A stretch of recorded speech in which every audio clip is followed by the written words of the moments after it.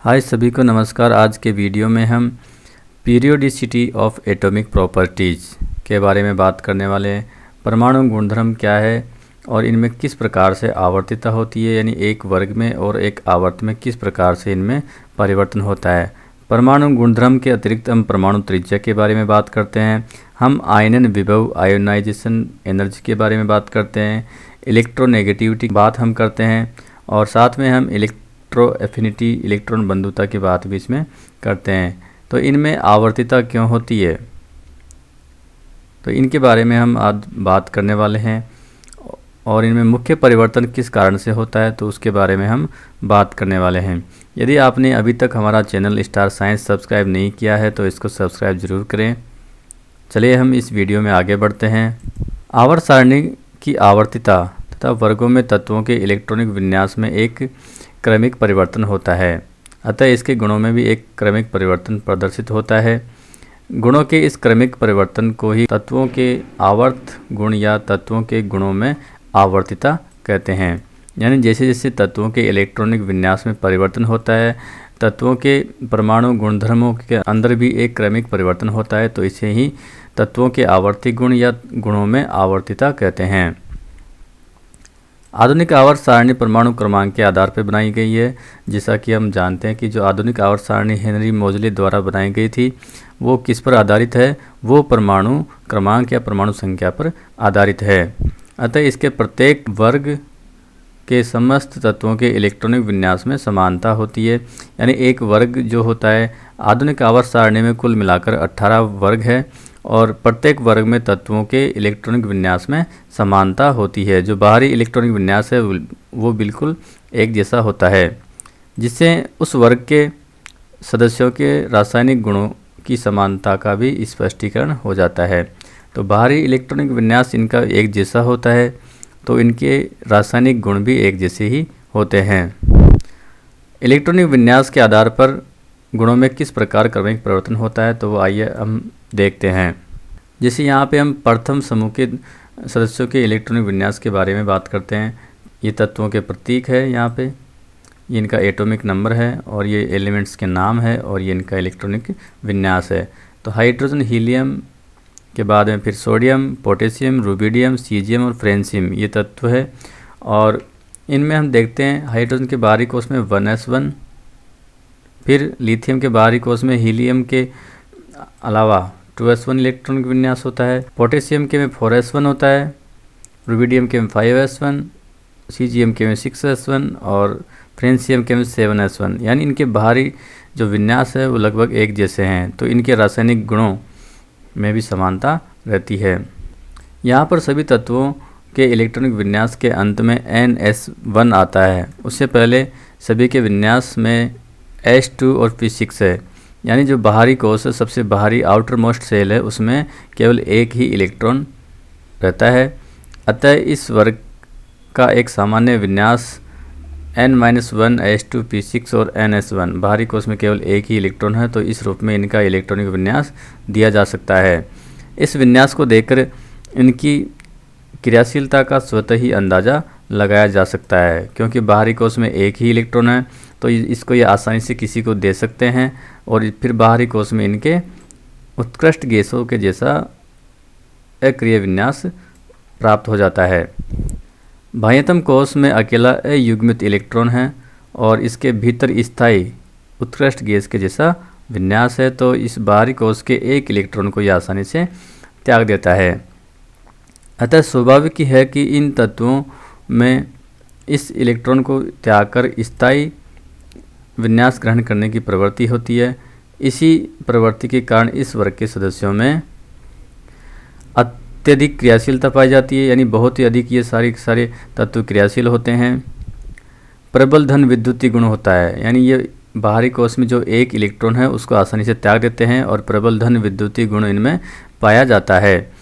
प्रबल धात्विक प्रकृति भी इनमें पाई जाती है और प्रबल अपचायक, यानी आसानी से इलेक्ट्रॉन दे देते हैं, तो ये अपचायक के रूप में कार्य भी करते हैं।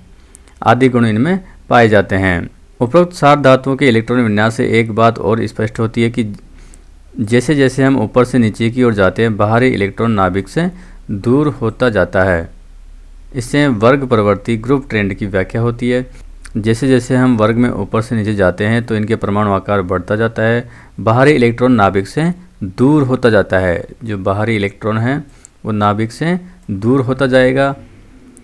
तो इससे जो ग्रुप इनका ट्रेंड होता है उसकी व्याख्या हो सकती है।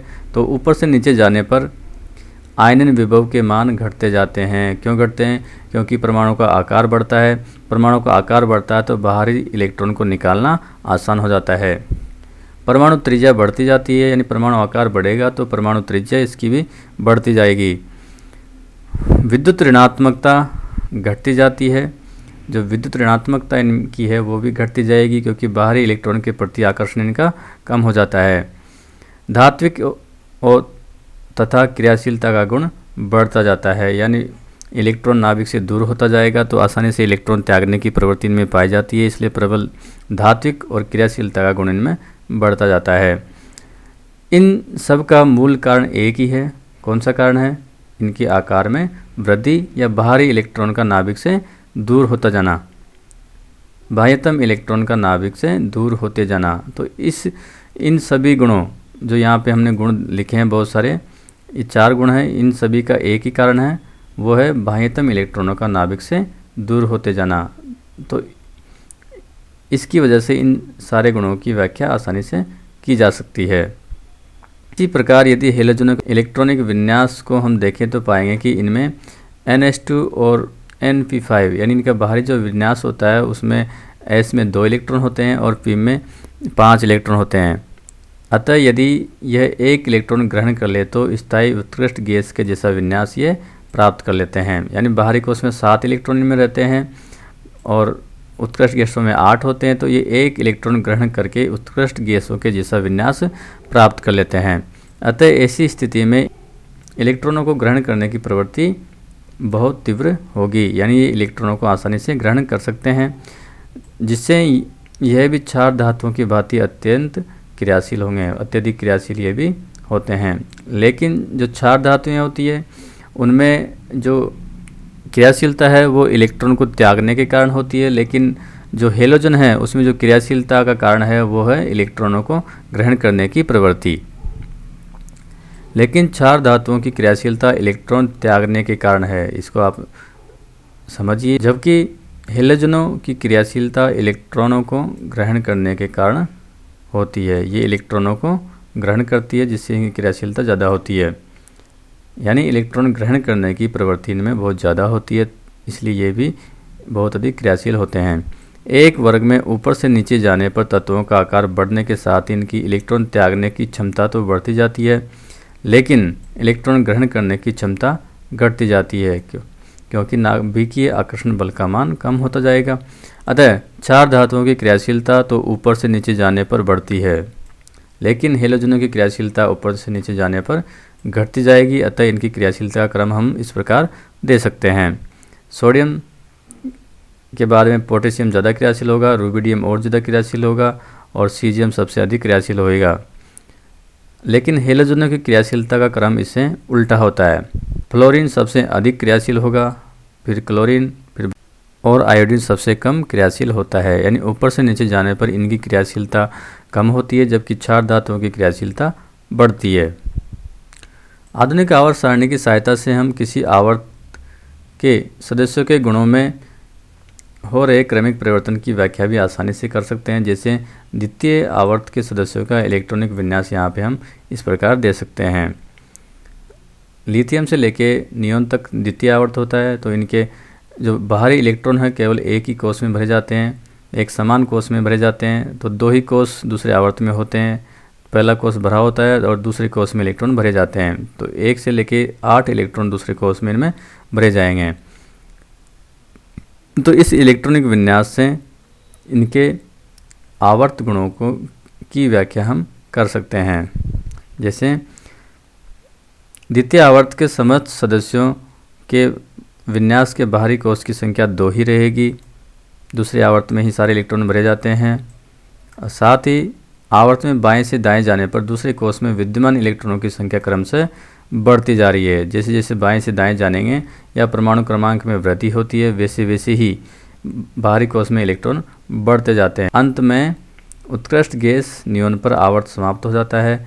एक आवर्त में बाएं से दाएं जाने पर एक कोश में विद्यमान इलेक्ट्रॉनों की क्रमिक वृद्धि हो जाने के कारण ही आवर्त के सदस्यों की परमाणु त्रिज्या का मान घटता जाता है। क्योंकि इलेक्ट्रॉन उसी समान कोश में भरे जाते हैं तो नाभिकीय आकर्षण बल बढ़ जाता है, तो उनका आकार छोटा हो जाएगा। आयनन विभव का मान बढ़ता जाएगा। जैसे जैसे परमाणु आकार घटेगा तो बाहरी इलेक्ट्रॉन नाभिकीय आकर्षण से मजबूती से बंधे रहेंगे, तो उनका आयनन विभव मान घटता जाएगा। धन विद्युतीय और धात्विक गुण भी घटता जाएगा। जैसे जैसे आकार उनका कम होगा तो इलेक्ट्रॉन त्यागने की प्रवृत्ति उनमें कम हो जाती है, तो धात्विक और धन विद्युतीय गुण दोनों ही कम हो जाएंगे। ऋण विद्युतीय गुण बढ़ जाता है। इलेक्ट्रॉनों को ग्रहण करने की प्रवृत्ति बाएं से दाएं जाने पर बढ़ती जाती है।